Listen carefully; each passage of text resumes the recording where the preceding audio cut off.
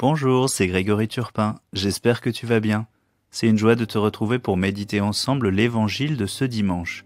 Si tu as une Bible, je t'invite à l'ouvrir et à découvrir ce magnifique passage dans l'évangile de Luc, chapitre 6, versets 39 à 45. Les versets 41 et 42 vont sûrement te dire quelque chose. Écoute, c'est une parole de Jésus. Qu'as-tu à regarder la paille dans l'œil de ton frère, alors que la poutre qui est dans ton œil à toi, tu ne la remarques pas? Comment peux-tu dire à ton frère, « Frère, laisse-moi enlever la paille qui est dans ton œil », alors que toi-même ne vois pas la poutre qui est dans le tien?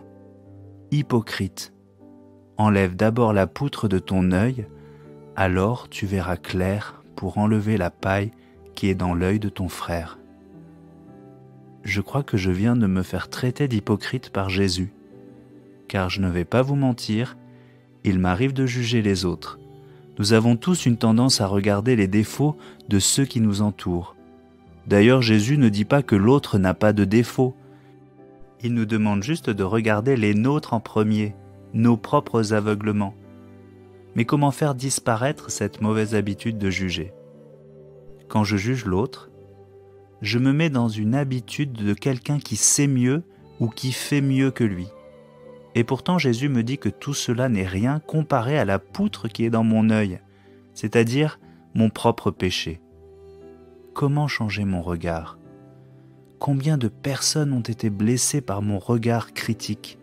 Si Jésus nous dit hypocrite, c'est qu'il sait que nous avons besoin de lui et de sa miséricorde. Nous demandons souvent à Dieu d'être patient et de nous pardonner, alors que nous ne sommes pas toujours capables de donner à l'autre ce que nous savons être nécessaire pour nous. Nous refusons à notre prochain le regard de miséricorde que Dieu pose sur nous. Il s'agit de donner à l'autre ce qui est nécessaire pour qu'il grandisse. Jésus sait bien que nous sommes faibles, mais il nous invite à changer notre regard, à regarder ce qui a besoin de son pardon, pour que je ne condamne pas et ne blesse pas celui qui a tout autant que moi besoin du pardon de Dieu. Merci pour ton attention.